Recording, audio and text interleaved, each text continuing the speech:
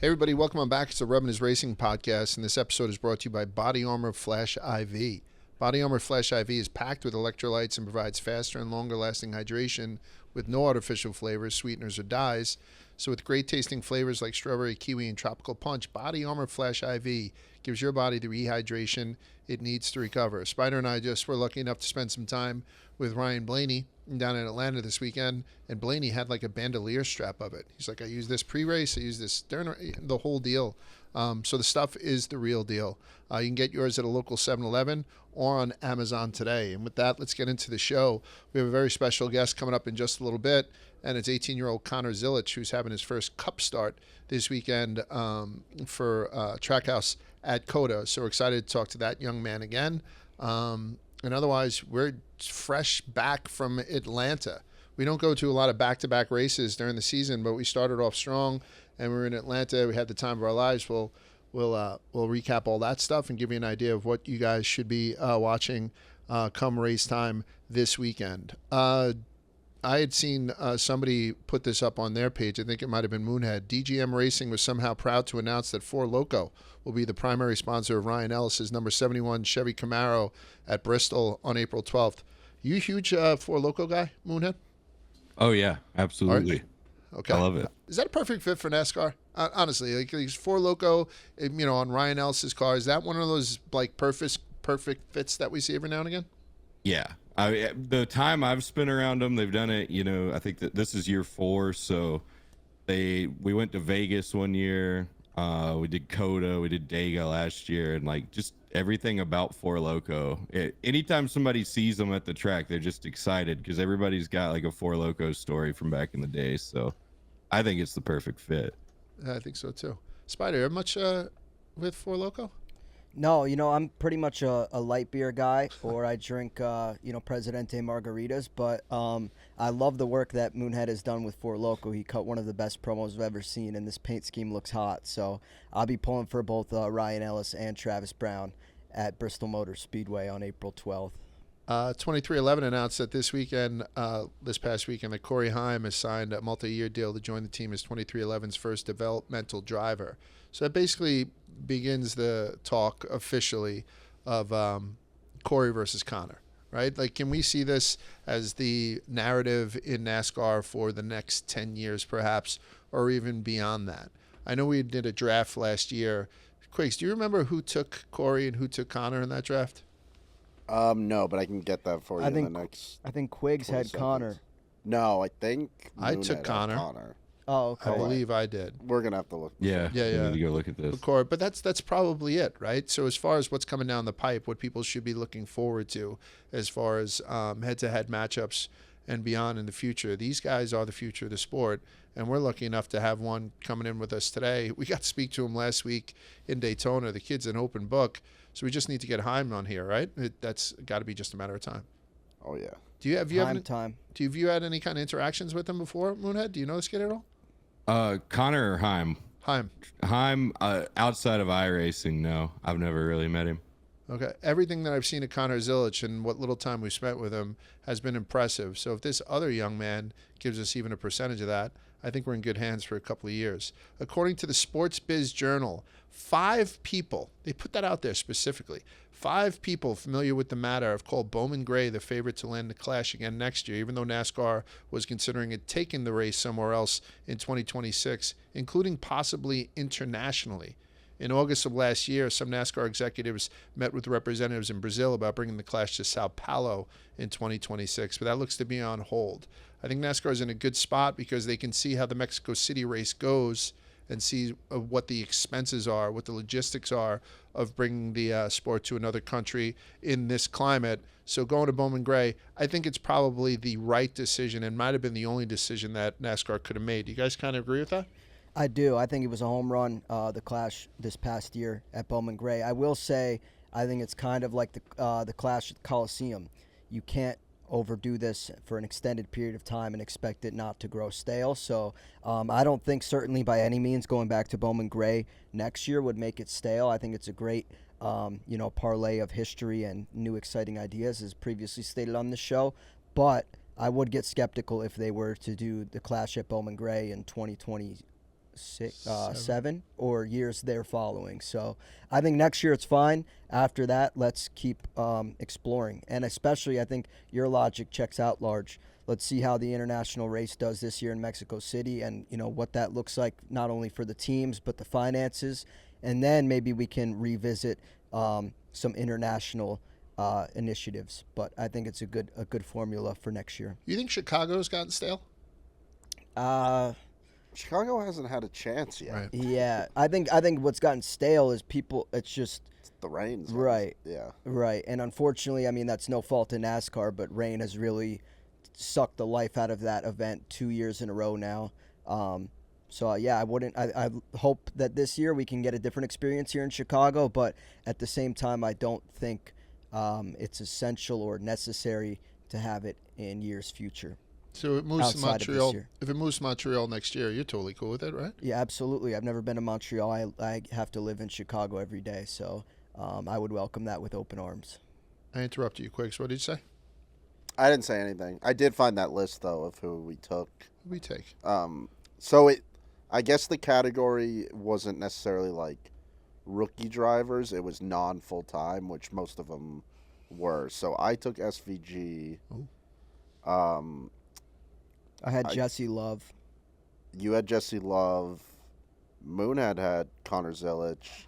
And Large, you had Corey Haim. I think. I got There's laughed no at, I think, too. I think Yeah. people on Twitter roasted me for picking I Connor. laughed at you. I thought Carson Hocevar as the Chevy driver was way too high for him. Looks good But also, now. I kind Yeah, of who's laughing now, Quiggs? yeah. We're going to talk about Carson Hocevar ad nauseum a little bit today. I mean, I know as it gets towards the end of the week, you want to concentrate on what's going on this weekend, but we can't deny all the shit that had gone down while we were at Atlanta. Spider, give us your impressions of Atlanta. Yeah, so first time there. Obviously, watching on TV last year resulted in one of the best races we've ever seen, and the closest photo finish of all time, I think. Although I know NASCAR had like 3 or 4 photo finishes last year. But that one was special last year because it was 3 wide finish. And, you can easily point to that, that's just how the Cup cars race there. No, I was pleasantly surprised top to bottom. We basically had last lap drama on both races on Saturday. So Kyle Busch was the overwhelming favorite. He still got it done in dramatic fashion. And then also Austin Hill. A lot of drama there late at the end. It looked like Justin Allgaier might have been able to steal it away from him, and then Austin Hill ends up getting it done. So very, very thoroughly impressed with Atlanta top to bottom. Really cool spot. I think the track was great. In our Blaney interview, I basically compared it, and I know I'm certainly not the first person to make this comparison. On the racetrack itself, it kind of gives you Daytona Talladega vibes in the sense that everyone's wide open. It's a drafting style track.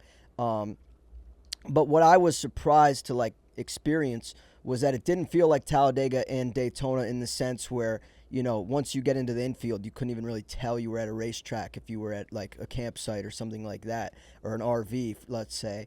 Atlanta had all the best parts of both Talladega and Daytona in just a smaller footprint, which is, I guess, should be obvious based on the track length. But my point is, it was really cool.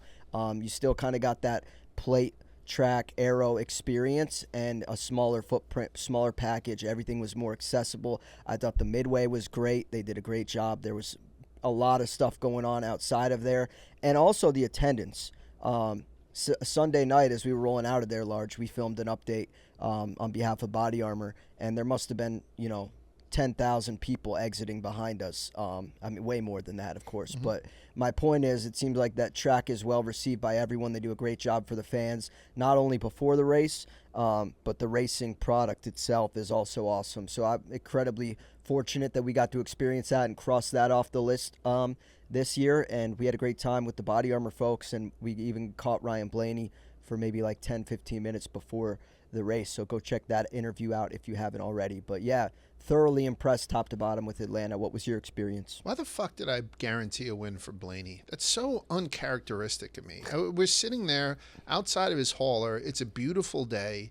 He's a great guy. You know, we could have chatted about anything. And then I'm wrapping up the interview, and I was like, and I guarantee this guy fucking win. I would never do that. You jinxed him. In a million Yeah, fucking years. And he's I on knew- Spider's card. I didn't do that on purpose by any stretch. I just, you know, sometimes you grab it shit. Slipped out. Why the fuck did I do that, Spider? I knew as soon as you said that, Large, that we were finished because, I don't know, we have better success having these drivers on first, and then they go on to win. Maybe that's what will happen with Connor Zilisch this weekend.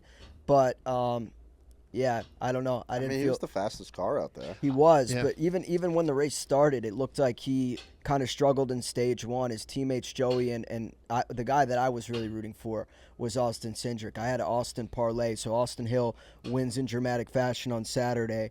I was very, very hopeful and encouraged by what I saw by Austin Cindric.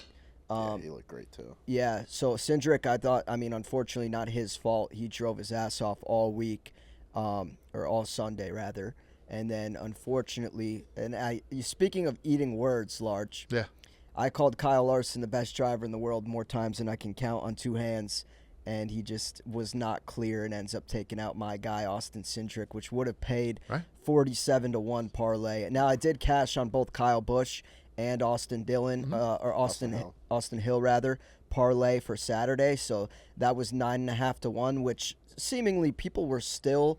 I was getting tweet replies like, It's "What do chalky. Right? Yeah, chalky. Listen, 9.5-1 is 9.5-1. If you have an issue with that, like, you're crazy. We're not betting football or basketball here where it's minus 120 odds. Like, anything north of 4-1, 5-1 is a great hit. And so the way Austin Hill is racing, you'd be dumb to take anybody other than him in Xfinity. absolutely. He hasn't lost a stage all year. He's had a great success at plate tracks, and even when he didn't win at Daytona earlier this year, his teammate Jesse Love got it done. So yeah, I don't know. I was really impressed with both those guys, and I really needed Austin Cindric to win that race, but unfortunately, I kind of have to eat my words when I said Kyle Larson is the best driver in the world. I defer to his son. I believe his son's name is Owen Larson, and they asked him in the media room, what does Kyle need to do to be better at plate tracks? And his own son said, work harder. So Are you stripping him of the best driver in the world title? I'm not. I still think he's far and away. Maybe not far and away. I still think he's P1 in terms of talent in NASCAR currently. But I think, like his son said, he needs to figure something out at the plate tracks because encouraging showing until it wasn't. He was not clear. He cleared himself, and it ultimately cost Austin Hill and William Byron a shot at the win there. So not thrilled. Or Cindric. Yeah, Cindric. I keep mixing up the Austins, guys, so bear with me. Just two first names. That was his Yeah. best career super speedway finish in Atlanta with a P3. But Austin Cindric, you know, obviously lit a bag of dog shit on his doorstep. I think I got cocky with Blaney because we hit Busch and Hill, no matter how chalky it might have been. I think that's how I went in. And also, I was on a little bit of a high. We're walking through Atlanta, the Midway. We didn't spend enough time in the infield. We weren't with NASCAR this time. We were with Body Armor, so we didn't have golf carts and shit. Walking through, like, we took pictures with sea lions. It was very fucking strange, you know. Like, I was eating boiled peanuts. I'm a big fan of boiled peanuts. They had those hot Cajun ones. I was just on like an all-around high on Atlanta. The place was, I don't know if they sold out for the race. I wasn't able to really pay attention because, you know, when we were in the box or whatever. But they had a really nice crowd, but it was very accessible to take a picture with a sea lion, get some boiled peanuts. They had a Chipotle in the infield, right? Like, so you were kind of walking up, just grabbing like Chipotle. It was, I don't know, it was very, very good head. Atlanta, we've never been there before, and it quickly jumped up to one of my favorite tracks that I've ever been to. So let's go back every fucking time if we can. Kenny Wallace. Spider, I'm just going to mention this because I thought it was awesome. This was hilarious. You and I were both sitting there. We were with Colton, our camera guy, and Jose Castillo. I believe so. Yeah, the spicy guy who we love, and he does a lot of the stuff trackside. He's wonderful with it, as all they are. Monica's great with it, all those people. But he's doing an interview, and they're going to bring up Daniel Suarez. But first, he brings up Kenny Wallace. And so it's just a huge crowd in front.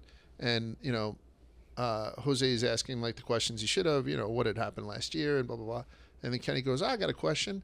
I've been to Europe, and I didn't speak any Italian. And I found it to be a very tough trip. How do you speak 2 languages? I can't get my head around it. And Suarez, was like, Kenny, my wife speaks 5 languages. And Kenny was like, get the fuck out of here. Like, it was so cool. Like, you know what I mean? Like, they're trying to branch NASCAR out to include, just have different countries and stuff racing. And that was a time where you really saw old school NASCAR meet into like this whole, like, I'm using a word that's considered a dirty word now, but like more diversity, right? So you have this Mexican guy who just speaks 2 languages. It's not really that big of a fucking deal, Kenny, to be quite honest with you, but he didn't know what to say, Kenny was absolutely stunned He was on one. to learn this, which is crazy because, Daniel Suarez, born in Mexico. It's like his first language is Spanish. It's more impressive to me that he speaks English, to be honest. English is one of the harder languages to learn from what I understand. So, I don't know. That was a funny question. Large and I just both looked at each other and started dying. Stopped in our tracks. Like, as soon as he said, Italian, I was like, whoa, we got to hear this fucking thing. So shout out to Kenny Wallace. The guy is infinitely entertaining. We should have him on or something. The guy's fantastic. That'd be great. The race itself. Oh, by the way, the people that they had, we went to the drivers' meeting. We were down on the grid, the whole deal. The people that they had were so like random and wonderful. They had like Big Boy from Outcast. Alvin Kamara was there again. Cindric was locked in, by the way, Spider.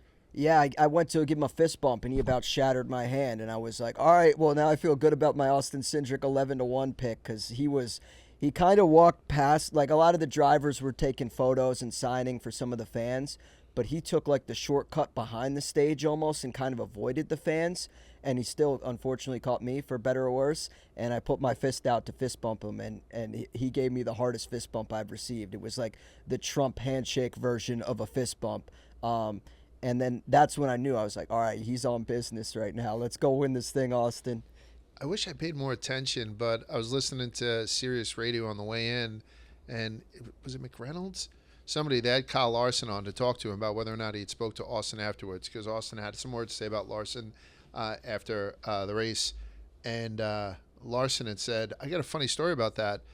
I had asked to speak to his team, and somebody had handed me Austin Cindric's business card. So apparently Austin Cindric still carries around business cards with him, with the glasses and all that shit. I just find it adorable. He's normally extremely gracious walking up to the track. We've seen it a million times, just like everybody else, going on the side where the fans are to do selfies and sign auto. Extremely gracious. There was something about this Sunday where he was fucking dialed in. And I saw him take a just a simple, hey, what's up, buddy? He came at fucking Spider with a right hook, looking to shatter some shit. You know what I mean? So, I don't know. These guys get dialed in. It's kind of impressive to see. But on top of that, I mentioned Big Boy. All of a sudden, Brett Favre walks by. Like Brett Favre, just popping painkillers.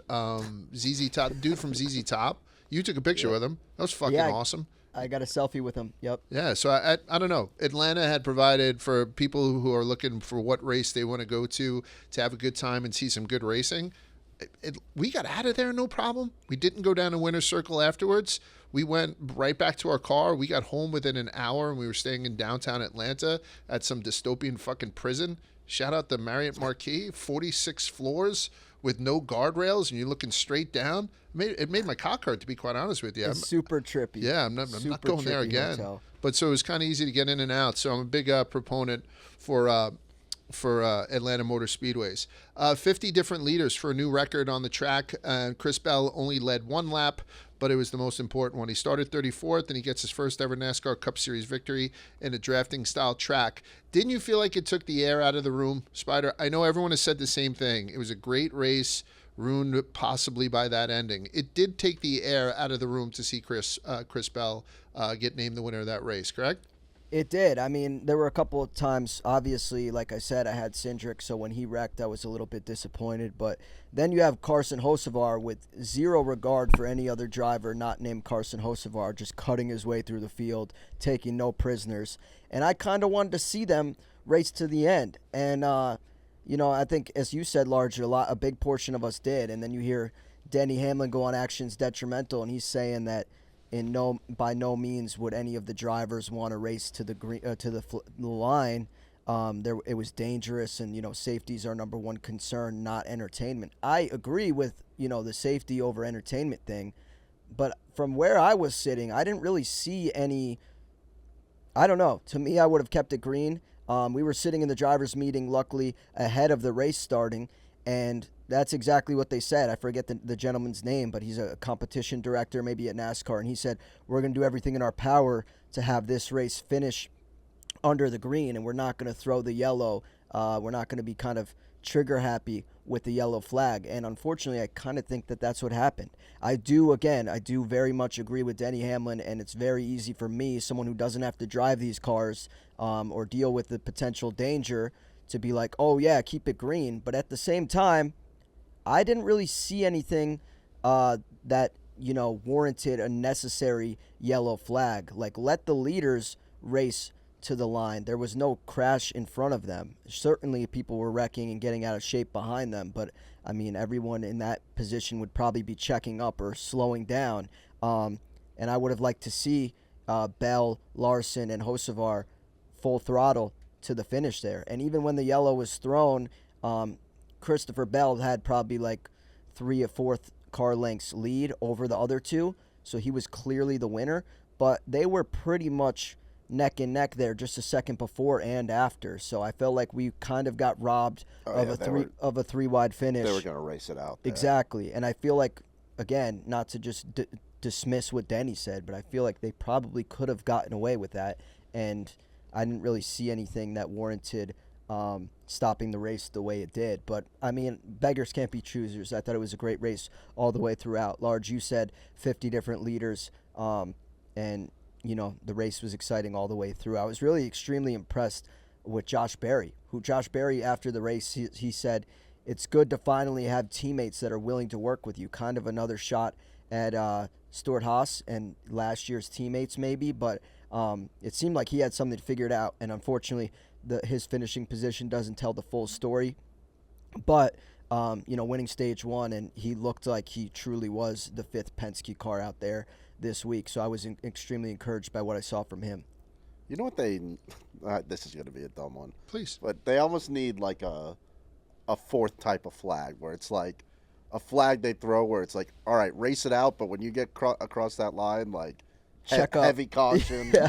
like something like that. What if it's half green, half red flag, and it's like, it's still green, but as soon as you get through the line, you better fucking slam on the it's brakes. like everybody except for the top 10, you're under caution, and then the top 10, once you get across that line, heavy brakes, just get out of there.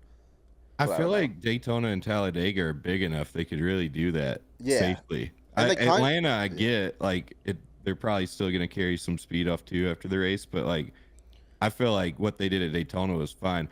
My only complaint with what they did in Atlanta was the fact that they left the Xfinity race green when it was like, that was actually dangerous. Like, that was kind of a bad wreck, and there were people arriving at the wreck still at speed and dodging cars and stuff, and like, that's how you get somebody hurt. So I'll never really fault NASCAR for throwing a yellow, like, for safety, because the PR from throwing a yellow is not near as bad as the PR from getting somebody hurt. Right. But I also feel like the Cup race, after the night before they had just left a dangerous situation green, the Cup race, I mean, I felt like the wreck was pretty much over by the time the caution came out. Everybody just kind of spun to the inside after they bounced off each other. So I don't know. I think consistency just needs to be the thing. If they're going to throw them, they need to throw them every time. If they're going to leave it green, they need to figure out a system to do that safely. Or they should just do like ARCA and not let it end under caution. Like, if caution comes out at the white, just restart it again. Yeah. But then we get into that. I mean, remember we had the 5 restarts in Nashville? Was it Nashville last year, I think? Yeah. That was fucking brutal.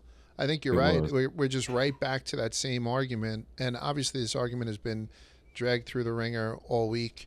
But it is the lack of consistency. So make a decision and stick to it, or, well, no, make a decision and stick to it. There's no other or, right? That's the only way that you can remain consistent. So the good thing is, as far as super speedway racing, Talladega isn't until April, so they can kind of get their ducks in a row a little bit before then.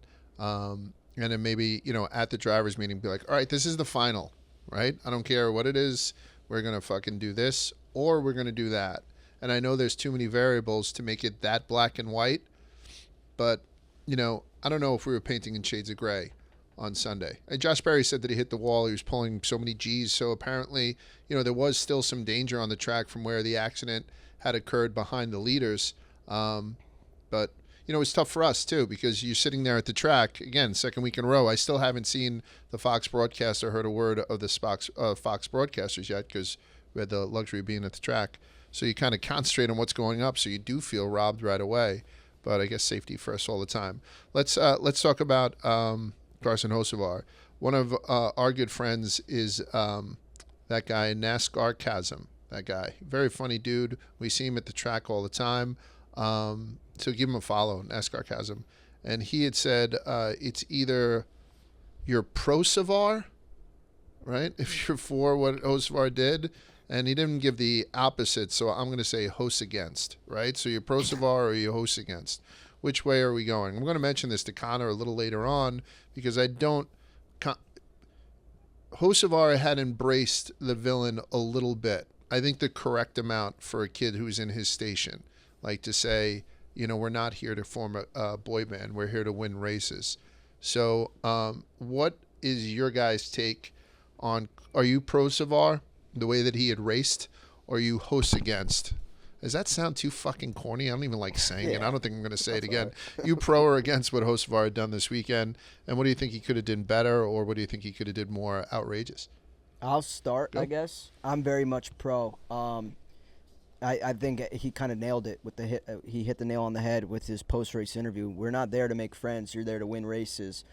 He brings his friends to the track to root him on, and it sucks that, you know, some guys were caught in it as much as, like, Large and I had a parlay with both Ryan Blaney and Austin Cindric, and, you know, Hocevar kind of took out Blaney there. I was also equally, but while I'm saying this, encouraged by the way that Blaney recovered. You know, I thought his race was over after Carson Hocevar got to his bumper, gave him a bad push, and he very much was not the case. He still kind of fought back, and I believe he ended up finishing within the top 5 or 6, somewhere around there. So really encouraged by Blaney, and it sucked that it came at the expense of my drivers. But at the same time, you have to be you know, excited by what Carson Hocevar did. This is a guy who's still looking for his first Cup Series win. Very much had the ability to get it done. And he was really driving like a madman out there. And I know, obviously, of course, other drivers are going to get pissed and, you know, upset about that because they feel as though he's taking advantage of them or there's a lack of respect. But at the end of the day, we need people like that willing to just go in and do whatever it takes for a win. This was not by any means an Austin Dillon situation where he just wrecked the field in egregious manner. Carson had the speed, and sure, he might have gotten a little, you know, over optimistic with some of the moves he tried to pull, especially the Blaney one.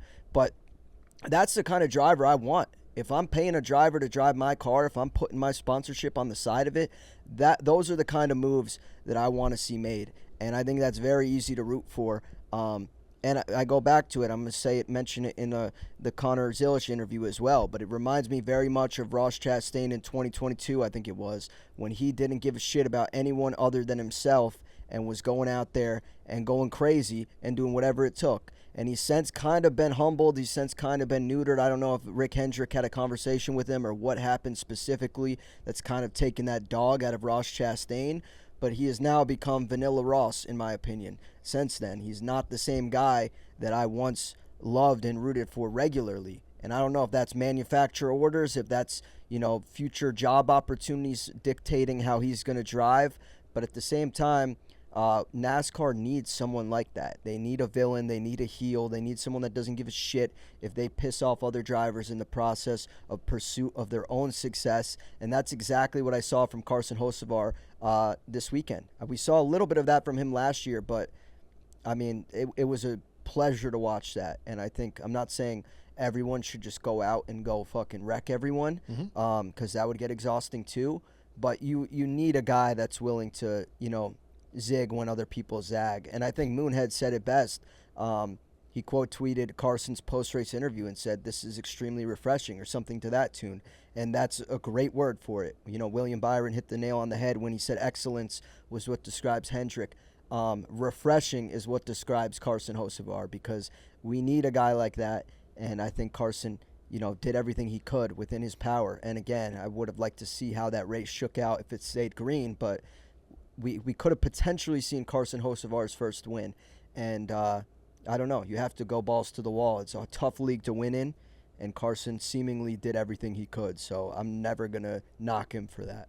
Tell that 77 I'm over him. I don't care if I take out the whole field. He's a douchebag, and I'm going to wreck his ass. How do you feel when it's your second year in the Cup Series and you get that soundbite from Kyle Busch? Right? Like, how do you feel stepping on a track this weekend where a lot of things, there's a lot of turns, right, and road courses and whatnot, where Kyle Busch could, put him into the fence or whatever the hell it is, into the chicane. On top of it, I'll ask you, Moonhead or Quiggs, was it more aggression on Carson Hocevar? Was there also a layer of stupidity? Was there also a layer of mistakes that should be made by a guy who's in the very beginning of his sophomore season? So how do you feel about Carson Hocevar? I think it's just a kind of a tale as old as time. It's happens all the time. It's a young rookie driver, not rookie, but young driver with not a ton of experience, has a really good car that day and wants to make the most of having a good car and actually being able to be in contention, and just not having the experience, and everything's moving at 200 miles per hour, and you just kind of get ahead of yourself. So I don't know. I think that this just happens all the time. It's older drivers don't like when young drivers are ruining their day, and they're going to be mad about it. And I don't think it carries over as much a week after and a year after as it does 20 minutes after the race. And I don't think it's going to be a massive deal if that's all that it was. If it's a continuing thing, but yeah, I think it's what will just continue to happen. Yep. If a young driver who's always sitting around the 25 to 35 cars back mark has a really good car that day, he's gonna not be used to being up there and gonna try to make the most of his day, and it is what it is. Are you more likely to buy a Carson Hocevar t-shirt this week than you were last week? Yes, but not because of the driving necessarily. He's just grown on me a lot this year. So would you say you're pro Savar? I'm pro Savar. Fantastic. Bring us home, Moonhead. What did you think about the whole thing? I mean, I'm probably biased, but I didn't see. I agreed with Landon Castle and Parker Kligerman. The only thing that I feel like that he did that was wrong was spinning Blaney, and that was just your typical people not being lined up and somebody making a bold move. It happens every race that we have drafting at. So I think a lot of times NASCAR there's the mob mentality, they just lock in on one dude, and it was Chastain at one point. 20 years ago, it was Kyle Busch. I think right now Carson's that guy, and I think a lot of times it's the fast guys that catch this flack. If you're doing these moves for 30th, people, they're going to come have the conversation with you, but it's not going to be the narrative. And I just feel right now, the better Carson runs and the more he races some of these guys up front, and the more he makes some of these bold moves, because he does make bold moves, but I mean, he almost won the race doing it. I think we're probably going to see more of it until there's some sort of moment where everything just dies down. It'll probably be when he starts winning races, or if Spire gets to the point where they're in the conversation every week, kind of like when we saw Chastain kind of have to have that shift, which you don't necessarily, if you're a car owner, or if you're looking out for your team specifically, do you want to, I don't know if neuter's the right word, but kind of tone down your driver, because the manufacturer and some of your alliance members are pissed at you, because then you see kind of the Chastain thing, where as soon as he pissed off Hendrick, he stopped winning for a long time. And some would probably argue that Chastain hasn't been the same since. The fire. You don't want to go to really Hocevar and be like, hey, you had your best finish ever. Quit doing what you did. Because go that's back really to what you big were doing for in the Spire. Him being the top Chevy, that's big for the team. Being a second-year driver and running second weekend is big.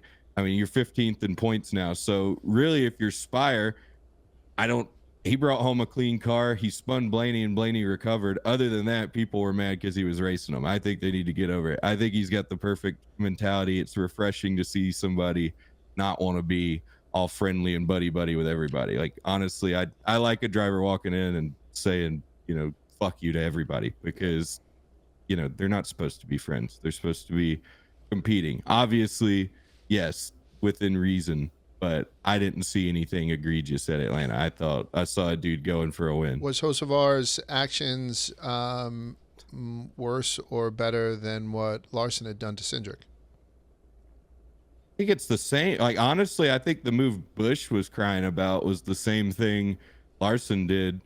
And maybe not even as bad, really, but the same thing as what Larson did to Cindric. And I feel like a lot of times we put too much into the radios. I think in real time, people lose their goddamn minds, but by the time the race is over, they realize, like, okay, wasn't that big of a deal. Do you think the radios are a good idea? Like, yes, okay, because that's it. It's incriminating to people. Like, that's very incriminating to a guy like Kyle Busch, because there's not a lot of gray area, and he's a douchebag, and I'm gonna wreck his ass. And Quigg said it. Maybe he doesn't feel that way 20 minutes afterwards or a week afterwards. But it's out there. And, if you had an in-car radio, I think I've said this before, with me, somebody cuts me off on the Belt Parkway, I call him a douche. I'm never more racist than when I'm behind the wheel. Somebody cuts me off, I try to catch up to see. Fucking Irish guy. That guy had to be. Oh, Italian. What is he, cutting garlic in his fucking. You know what I mean? Like, you kind of get that way. So it's almost, you have to take those with a grain of salt, but they're so goddamn juicy. I'm going to wreck that douchebag. I love that. That makes me host against. Radios. Yeah. All right. So because what was that? Just a period of time in NASCAR where drivers could talk to each other. Mm-hmm. When that was like how long? Tandem did they do drafting. It was like, and just on super speedways. Well, I think for the longest time they could if they needed to. I don't know if there was really a rule against it, but then it became prominent when the tandem drafting happened there. It was really about a year and a half stretch, and then NASCAR got rid of letting them talk to each other, because it became chat. It was like a video game. Yeah. Listened to them, they weren't even talking to their own crews; they were just talking to each other. So is it just another case too of us saying fuck everybody who has a problem with this? If NASCAR has themselves the T-shirt, we're ordering 4 Pro Savars, right? Maybe send a 5th one to Kyle Busch just to fuck with them. So I don't know. It just seems like this is the ending that you got. You got a great race, and the ending was what it was. Shut up about it. This is how the kid raced. Shut up about it. I don't know. Maybe I'm starting to get a little bit jilted. But with that, let's get something extremely positive. We're about to go 3 wide with Connor Zilisch, who I had mentioned is the hottest prospect in all of NASCAR. And this interview is brought to you by Blue Chew. Have better sex with Blue Chew. Blue Chew is the original brand offering chewable tablets. These erection-enhancing tablets help men achieve stronger, harder, and longer-lasting erections for sexual activities. Blue Chew is putting its money where its mouth is and offering you a month free. The process is simple. Sign up at BlueChew.com, consult with one of their licensed medical providers, and once you're approved, you'll receive your prescription within days. Blue Chew tablets are made in the USA and prepared and shipped directly to your door. You can take them anytime, day or night, so you can plan ahead or be ready whenever an opportunity arises. The best part, it's all done online. That means no visits to the doctor's office, no awkward conversations, no waiting online at the pharmacy. We can all relate to wanting to feel more confident, especially in the bedroom, and Blue Chew can help. So make life easier by getting harder and discover your options at BlueChew.com. And we have a special deal for our listeners. Try your first month of Blue Chew for free. And visit BlueChew.com for more details and important safety information. And we thank Blue Chew for sponsoring for sponsoring this podcast. And with that, let's go talk to an 18-year-old kid.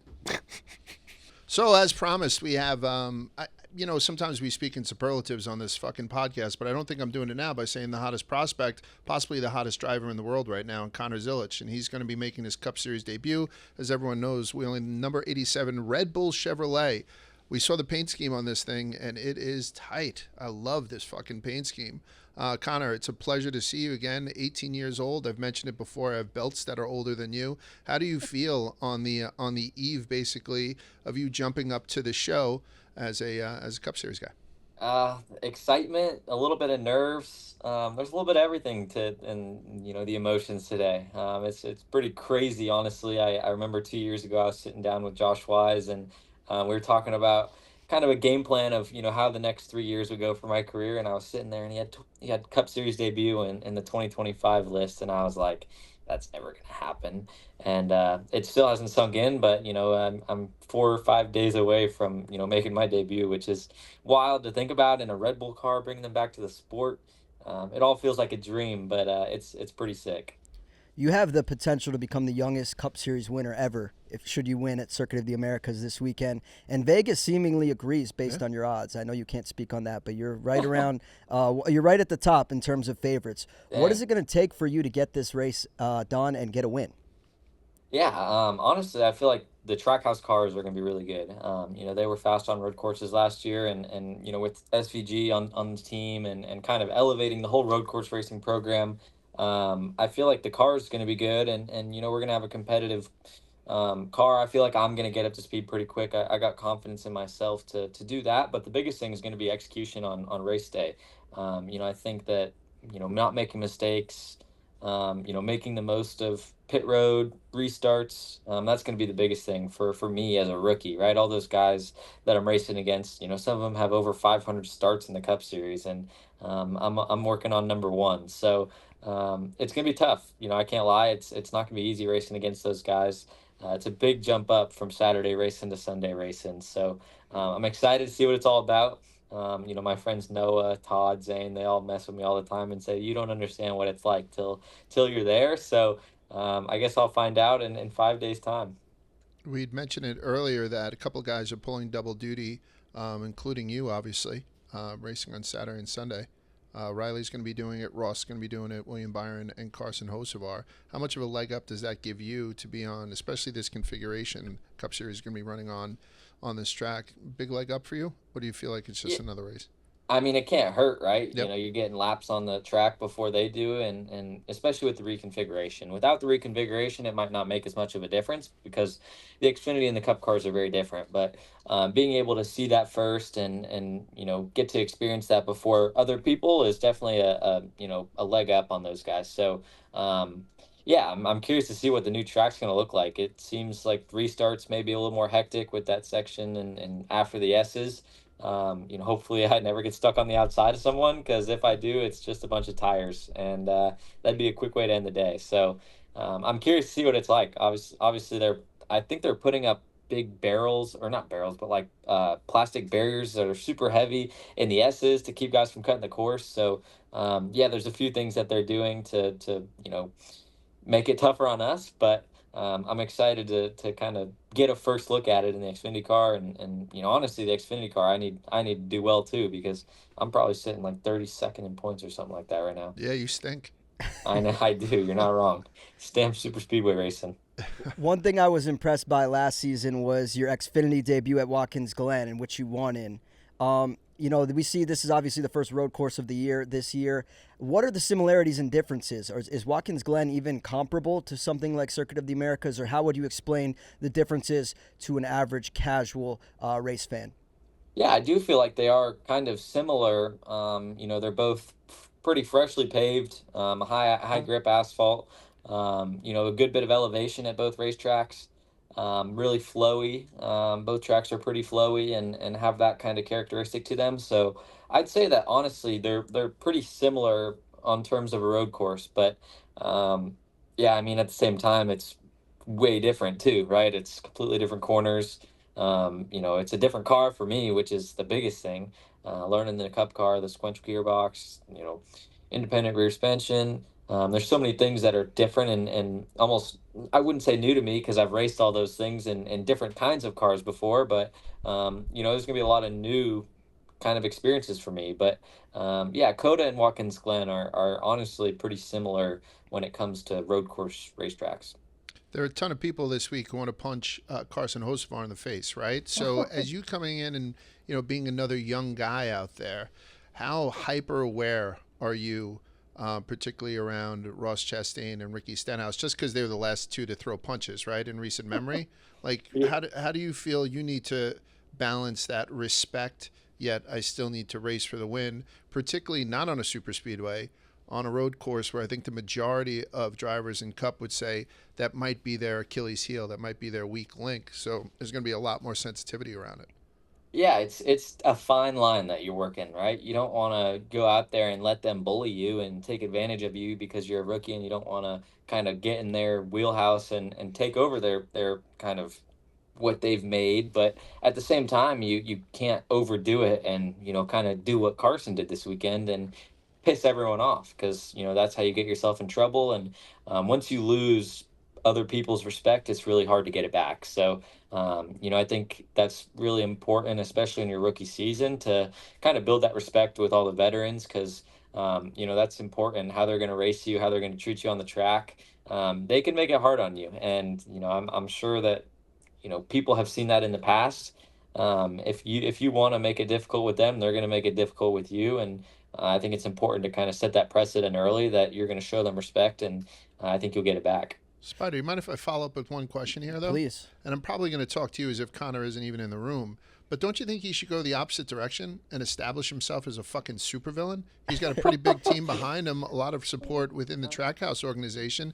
You just fucking grow out like a really dark goatee or something and just go ham on everybody. Connor Zilisch is a competitive douchebag or something. Like, I don't know what the headline would be. I'll work on that one. But do you think he could do that? Just go scorched earth and be like, listen, I'm here. I'm not here to fucking make friends. You know what I mean? I would side with Connor's take, as we just heard. I do sure? think Carson is already halfway there in terms of being the villain of NASCAR, which I also should say I very much feel like is essential. And we need almost like a heel. We saw that with Ross Chastain, I believe it was in the 2022 season, and then he seemingly kind of got neutered from there. So I do love seeing guys push the limits and really not give a fuck about anyone else other than where their car finishes. That is almost refreshing. So put Change Kyle of Busch pace. in the fence, lap one, and just see how that goes. So Like, I guess You see the thing with me though, I just turned 18, right? So Right. I can get in a fight and people can punch me and they're not going to get in trouble. I had that again. When I was 17, it was different. Right. And you see me, I'm a 150-pound, scrawny little kid, and there's Ricky Stenhouses out there that I don't think I want to take a punch from, and I think No. I can run pretty fast. So Yeah. I think my best bet would be to run. Well, following up off that, we saw recently at Daytona, I believe it might have been Atlanta, at the truck race, Frankie Muniz, a kind of newcomer to the sport, was upset, and he felt that he didn't get the respect he deserved from some people that had been in the sport a long time. What's your position in terms of expectations that you're, expecting respect-wise from some of these drivers, maybe veterans in the sport that you're racing against this Sunday? Do you think they'll be like, oh, fuck this new kid? Or do you think they'll be, welcoming and respectful of you on the racetrack? I feel like it's different with each guy you race against, right? Some people, if it were me and a 12-year-old came into the Xfinity series and was crazy fast and was going to win, I'd be pretty, I wouldn't want that kid to win, but that's kind of the way I see it. I think the Cup guys are a little bit more established in where they're at and kind of know their place, so that if they kind of see me, I think they'd understand. I'm not gonna try and ego fight this kid, and I don't want to necessarily ruin this kid's day because I don't want to boost his ego, whatever it may be, right? But I think that going into this weekend, they will show respect, right? Until I don't, right? If I do something that kind of ticks one of them off, I feel like it's going to lead to more of them getting ticked off. So I think that for me, the biggest thing is going to be show respect immediately, and I think that I will get it back pretty quickly as well. But if someone out there wants to, not show respect to me, I'll do it right back to them, right? I'm not scared to race someone how they're going to race me. If someone wants to move me out of the way, I'll move them right back without a hesitation. I bring my friends to the track. I don't make friends on the track. You know what I mean? That type of shit. It seems like that's a lot. You have a lot going on inside an 18-year-old head right now. I don't remember what I had in my head when I was 18 like you. A lot of it was about, next time I'm going to masturbate. So I'm thinking now, I knew that was coming. You're bringing Red Bull back. You're one of the odds-on favorites to win this fucking thing. You got, a little bit of heat from Carson. I think that does up the ante for somebody who's new coming in and racing with respect. but, you know, demanding your own respect. And on top of it all, you're jumping into a car that you're not overly familiar with in a new configuration on COTA in front of millions of people. Are you secretly jumping out of your fucking skin? And if you do win this thing, as an 18-year-old kid, you can't burn Austin down because you can't legally buy a fucking beer. What are you going to do if and when you win this thing? And how's this pressure going into the... You got a lot of shit going on in your brain right now. Yeah, no, you're right. And if I win, there's going to be a lot of grape juice sprayed and a lot of Red Bull sprayed. But you're right. I won't be enjoying a Pilsner if I win. Right. Unfortunately, I'm not there yet. But give me a few years, and then maybe that'll change. But you know, I don't even want to think about winning this race because all it's going to do is get me pumped up and get me more nervous, and that's the last thing I need, right? I don't say that.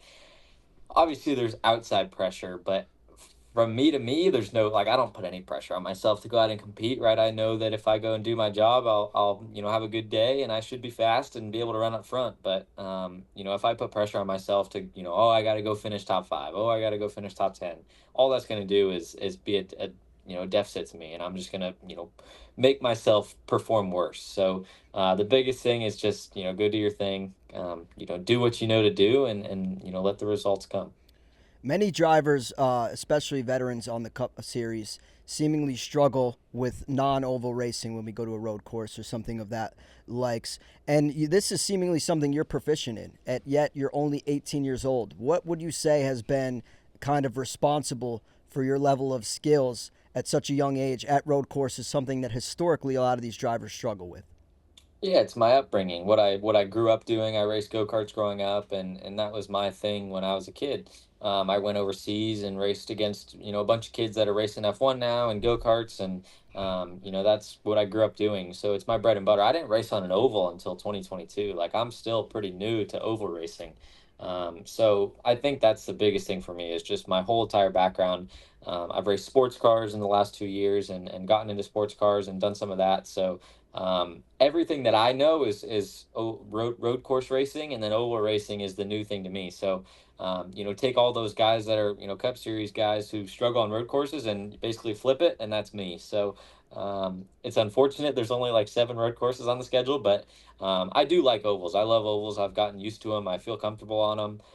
It's just different, right? You just got to learn and you know, soak it all in, and try and make the most of each track you go to. There's so many different tracks we're going to this year that I'll be at for the first time, and I'm excited to learn as much as I can. But you know, when it's time to go to a road course, I'm going to try and win each one. So a follow-up question I got, as of right now, Circuit of the Americas this Sunday is the only scheduled date for you in the Cup Series. Has there been any further discussions? Can we expect to see more Cup appearances from you this year?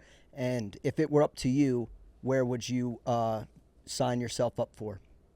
Yeah, you know, there hasn't been anything yet. You know, I want to do more races, but you know, I think after this one, I want to do races that might be a little bit tougher on me and less out of my wheelhouse. You know, I want to run some ovals and you know, go to mile and a halves and try and learn from these guys, because there's no better place to learn than kind of getting thrown into the fire and racing against these guys who are professionals and, you know, badasses at what they do. You know, I think that'd be really good for me to learn and be able to build kind of my knowledge and skill on oval racing with the best in the business. So, you know, I'd like to do more races, but honestly, I need to take it one race at a time. You know, I have an Xfinity schedule I need to focus on, chasing a championship there. So honestly, the Cup stuff is just a plus, and you know, I don't need to really focus on that right now, which you know, I think is kind of what everyone's told me. I have I know we've mentioned so far maybe 5 times that you're 18 years old. I have an 18-year-old at home, and he's a financial drain, is what he is. I love the kid to death, but holy shit. Just a vacuum for my money. What's your life? Like, what's the deal for people who are just curious? When we had met the first time at the track, we're at Daytona, we had met for the first time, and you were like, Large, I've been doing this since I was 4.5. And right away I was like, oh, those are very irresponsible parents. But like, you're at a point now where you're the earner. I mean, what's school like to you? Is school done? You know, for a guy, you shouldn't be going to school. You should never not be behind the wheel of a fucking car because you're one of the best in the world, or you're working your way to be the best in the world. What was Yeah, life like you're for you to get to be to where you are? Do you go to school? Do you have friends outside the fucking track? Do you make yeah. fun of them So because they're borrowing money or having their parents Apple pay them $50 and you're a Red Bull sponsored driver? it's unique. I definitely had a different life growing up. I went to public school until seventh grade, and then I switched to online school for all of high school. Um, yeah, I never went to high school. I didn't get the quote unquote high school experience. But I'm not upset about it, right? I don't No. think I have anything to complain about when it comes to my life. So, I definitely had a different life growing up, and it's hard for me. One thing I tell people, it's hard for me to connect and relate to kids my age because there's not many kids my age that have professional careers at 18 years old and are they have meetings during the week about their job and it's just not common.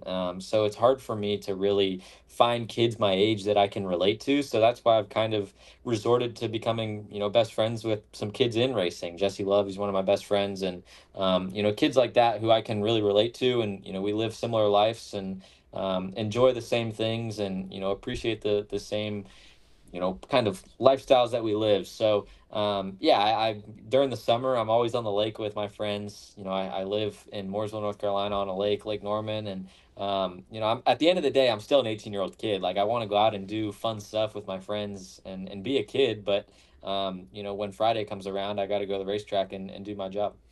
Who did you grow up rooting for? And what driver, I guess, would you compare your skill set to?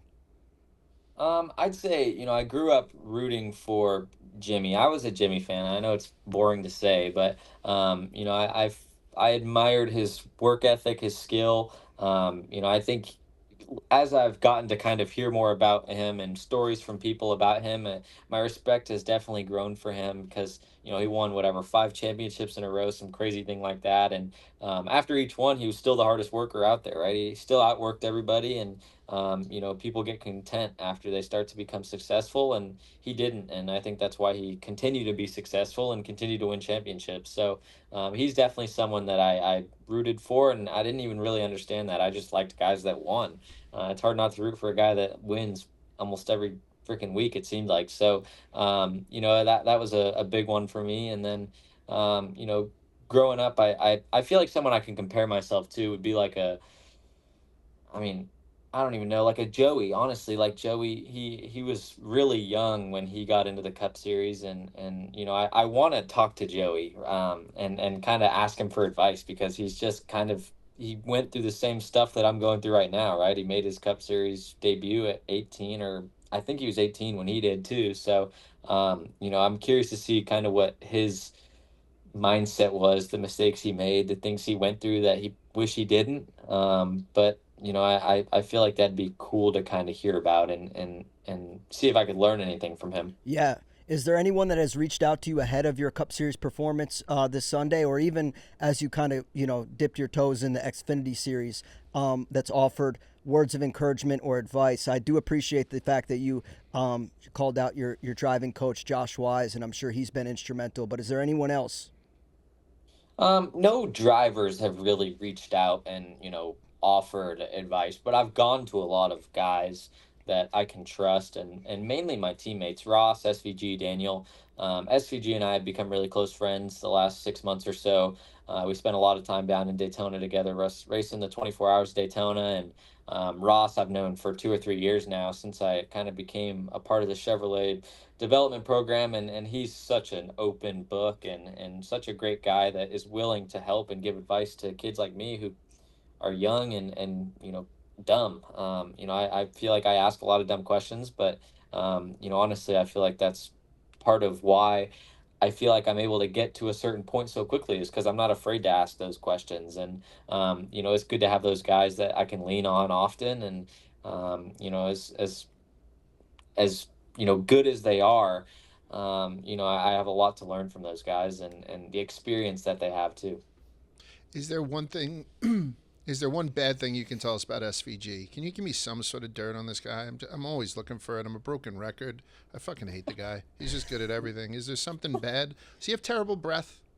No, but one thing that's funny about him is he is not afraid to say no. Like and he will just say no with a straight face. It's you got to see it to understand it. But you know, there's some times when I'm just like, oh my gosh, I get secondhand embarrassment from, you know, him sometimes, because we'll be at a restaurant or, you know, something, and he'll just like straight face deny something to a waiter, or you know, something like, not even waiters, but just the fact, the ability, his can of give a ding ran out a long time ago, because he is the most straight shooter ever, and it's the funniest thing. But he's such a funny guy.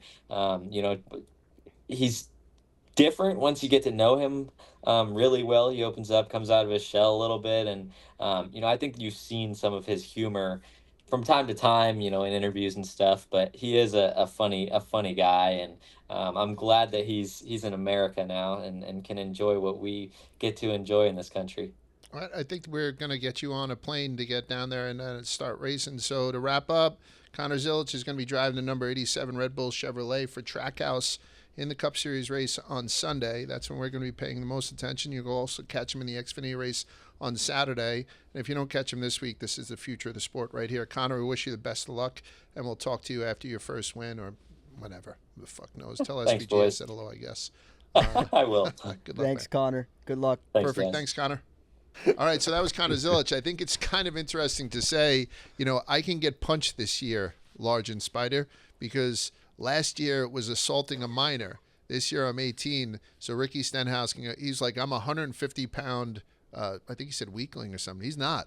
Kid's fucking put together. He looks like he's been racing a lot longer than those 18 years, but what a fucking pleasure having him on, Spider. I'm going to be rooting for this kid for a long time, aren't I? Absolutely, same here. And I think I called his driving coach Joey Wise.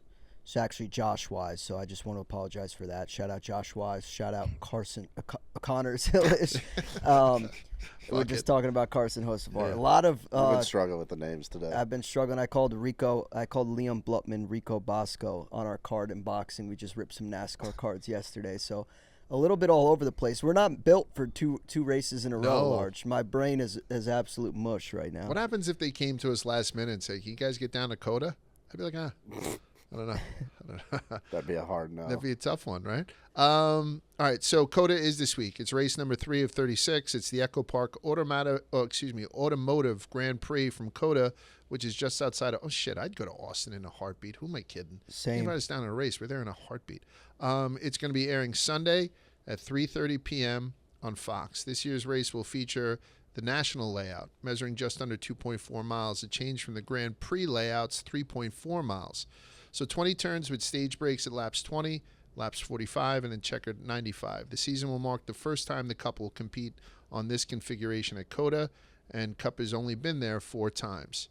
According to J-Ski, I don't know if you guys ever look at that website, he does a Goodyear Fast Fact every week. The Cup Series will have a brand new tire code at COTA this weekend. The goal is for more tire fall off than previous COTA races. That's a good sign, right? Yeah. That makes me more excited to watch this race. There are no trucks racing this weekend. I don't think next weekend either. It might be on a 2-week break. But the Xfinity is running in the Focused Health 250 from COTA Saturday at 2:30. You can catch that action on the CW. I'd read some stat that this past weekend's Xfinity race had pulled, I think, a 10% bigger audience than it did the year prior. So the CW might be doing a good job. I haven't seen anything there yet. Who's pulling double duty this week? I had mentioned it Connor just now, but he is, Riley Herbst is, Ross Chastain is, William Byron, and Carson Hocevar. And Connor Zilisch told you it gives you a definitive leg up because of the new configuration and just getting some laps on this road course. So with that, let's pick some winners right now. So we'll go to picking the tires. We actually started the week pretty strong with all of us kind of riding Busch and Austin Hill last week. And as it often happens in drafting tracks, it all fell apart in the end. But NASCAR season is in full effect, and this weekend the engines will be firing up to tackle COTA. And from green flag to checkered flag, get in on all the action at DraftKings Sportsbook, an authorized gaming operator of NASCAR. So many betting options on DraftKings. Quiggs is going to tell you all of them at some point. From live betting, props, and so much. I saw your card. this weekend, Quigs. It was disgusting. He had like 40, he had It 40 names on it. didn't work either. Yeah, I couldn't. It was like looking at the Matrix. Start the NASCAR season off in the winner's circle, and here's something special for first-timers. New DraftKings customers bet only $5 to get $150 in bonus bets instantly. So take the checkered flag with DraftKings Sportsbook. Download the DraftKings Sportsbook app and use the code Rubbin, R-U-B-B-I-N. That's code Rubbin for new customers to get $150 in bonus bets when you bet just $5 only on DraftKings. The crown is yours. Very short odds for the two gentlemen, Connor Zilisch and SVG. I don't know if anyone wants to touch one. If you guys don't mind, I'm probably going to throw these out real quick. Is that okay? Please. Yep. All right. So looking at my card for this weekend, welcome back, Large, open. I took Ross Chastain just because, he's won here before. Again, only 4 races, and this is a new configuration. I know all that. Ross Chastain seems pretty motivated again, plus 1,400. I'm jumping on him. So I'm going to grab Ross Chastain. I'm also going to grab somebody a little bit longer odds. I'm going to grab the showman, Alex Bowman. He's plus 2,000. So Chastain and Bowman to win. And then the only other thing that I'm taking outside of that, I'm tempted, I'm probably going to throw something on AJ sort of late before the race goes off. But I'm going to take Connor Zilisch in his head-to-head with Shane Van Gisbergen. I'm not betting, either to win, but I'm going to take Connor Zilisch head-to-head. He's plus 105. He's plus money versus SVG. So those are my 3 main bets. Connor Zilisch head-to-head with SVG for plus 105, Ross Chastain plus 1,400, and Alex Bowman plus 2,000. Who's up?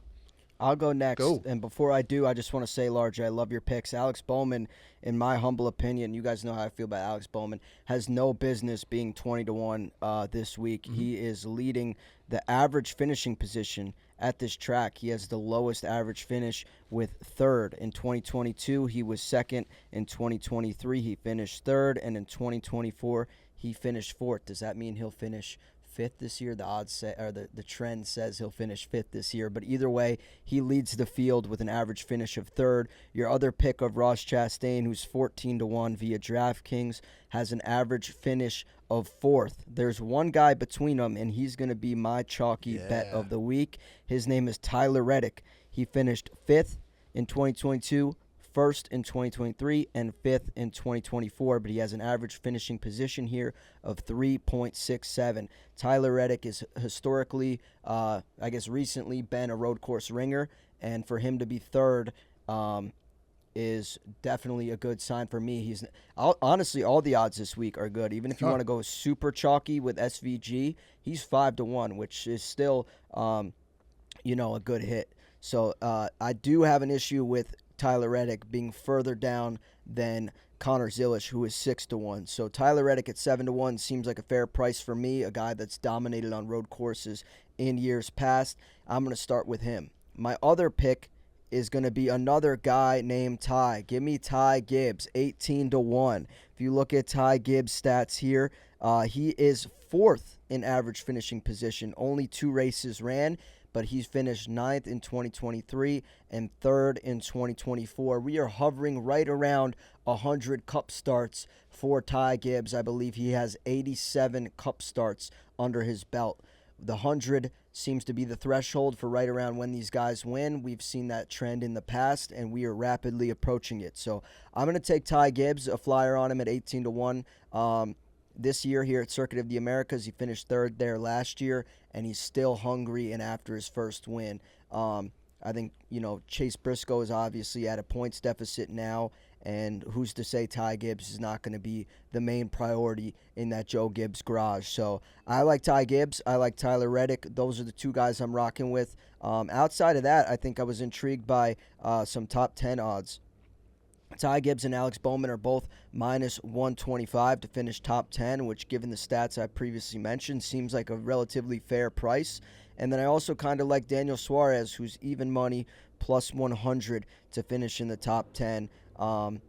And yeah, I think I honestly, I'm looking at some of these teams. Like, I think Trackhouse has a pretty good shot to win this week between Zilisch, SVG, the 2 favorites, and then they also have 2 dogs in Ross Chastain, who you mentioned, Large, who's won here before, and Daniel Suarez, who is another guy that's highly respected on road course in road course discipline of racing. So I like Trackhouse. I think they're going to be a team to watch. outside of the ties that I mentioned, the two other guys that aren't on my card, but I'm going to keep eyes out for, are Chase Elliott and Kyle Larson, who I think are also pretty good at this track as well. So that's who I'm riding with. I'm riding with the ties. We got Tyler Reddick plus 700, Ty Gibbs 18-1 plus 1800 on DraftKings. So that's what I got this week. I rode with the Austins last week, and we were halfway there. I'm going to keep that similar trend, ride with guys that have the same name. Give me ties this week at Circuit of the Americas. Don't guarantee you pick shit. again? Shut up. Are you sure? Shut up. Okay. Shut up. Okay. Well, I will.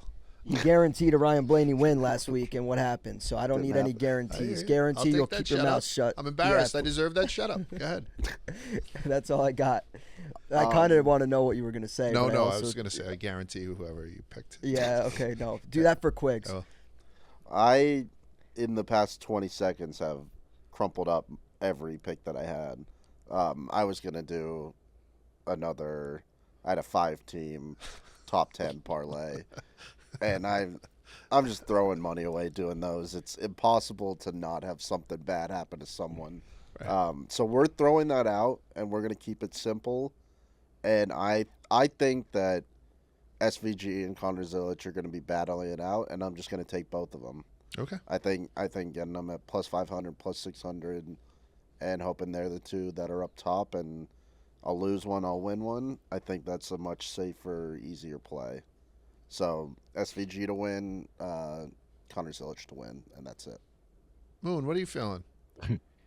I looking at the group bets. I like Bell to win Group B. He's up against Larson, Elliott, and Allmendinger. I took Bell to win last year, and he ran second, if I remember correctly. So I like him to just win it straight up. I think I'm going to go with that again, too. And then Group C, I like Ty Gibbs over Chastain, Bowman, and Busch. Ty Gibbs over Chastain. Okay. Now, one person mentioned Chase Elliott.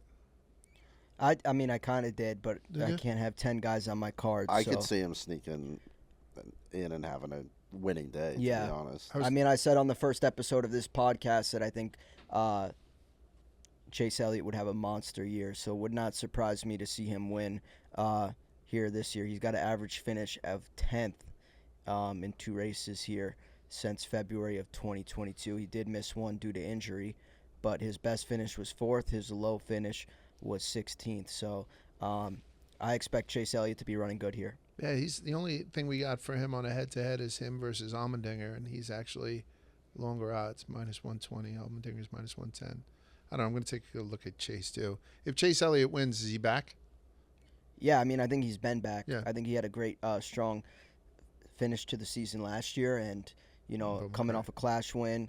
And, I think Chase Elliott's back. I think this is the best field we've had for road race in a long time. I think this race is gonna fucking rock, to be honest. Circuit of the Americas is always a fun track to watch, especially on TV.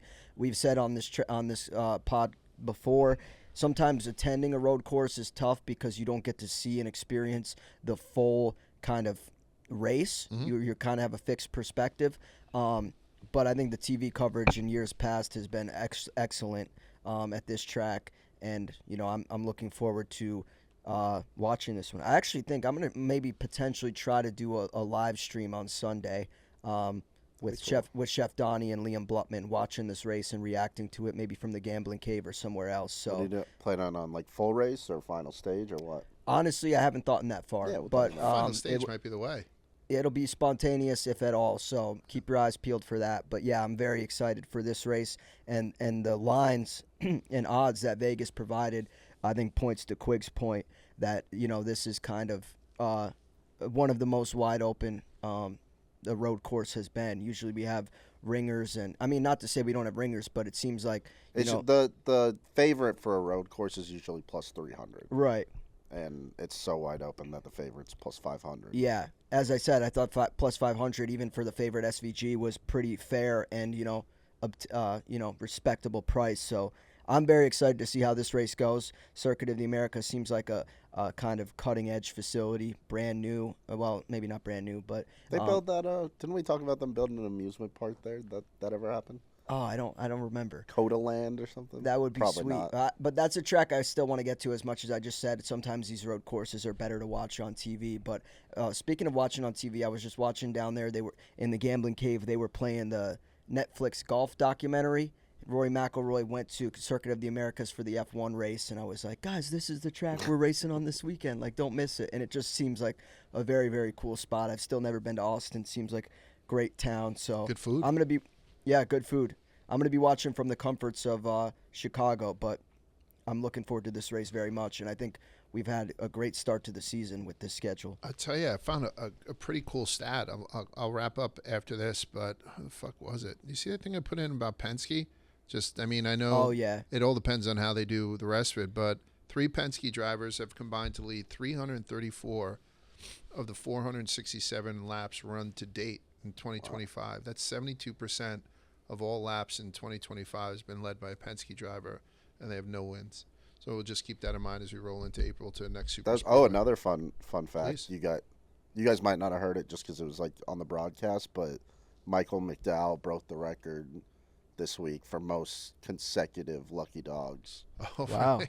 That's awesome. Yeah, because he was That's down awesome. 6 laps and then he was back on the lead lap just by the free pass rule. What do and we, while we're go while we're ahead. also doing fun stats, sorry, Large. Please. Well, I guess this isn't really a stat, more so a Spidey scoop. Yes. I said a couple weeks ago, maybe it was even last week. Forgive me, like I said, my brain is kind of jumbled after 2 straight consecutive race weekends.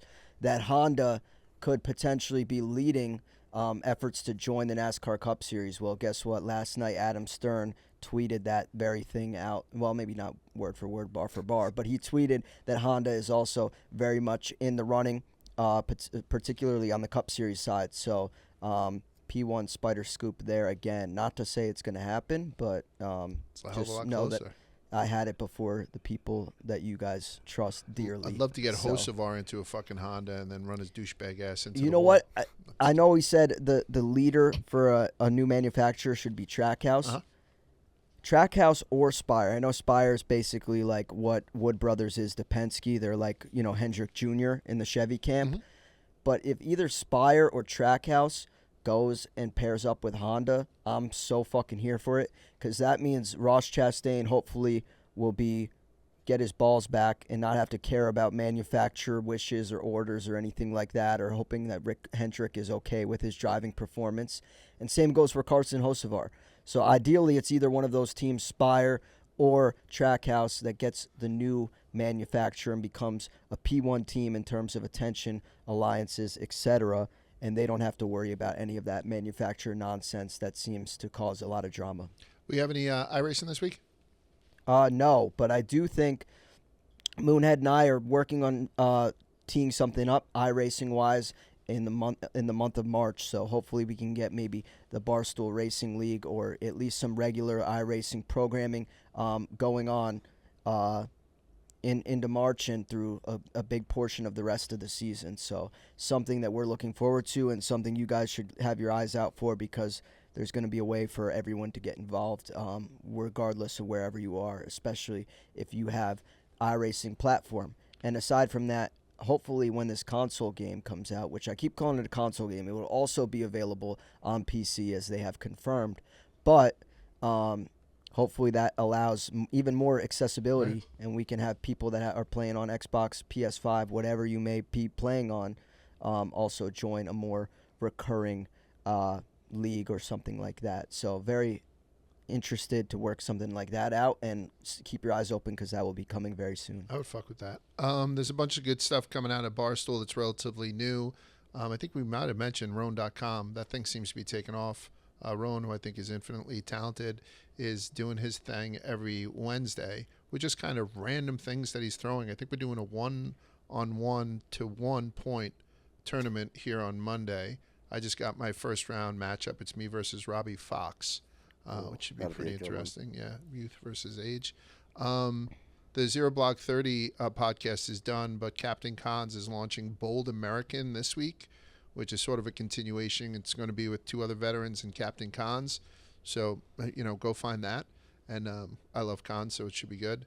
And then I have a new show dropping this week, same day as Rubbin is Racing. So you got to try this. It's going to be a weekly podcast First one on is going to be Nick Mangold. We try that Skyline Chili fucking Grater's Ice Cream collabo. We're just going to talk about all the restaurants I go to, all the shit that I cook. It's going to be a weekly food show. I'm going to try to bring in everyone who's doing food content at Barstool, kind of get one tent over this circus. So it's going to be called You Gotta Try This. It'll drop by the time you listen to this, so give it a listen if you'd like. And with that, I don't think we got anything else to pump, so we'll see you guys next week on Rubbin' Racing.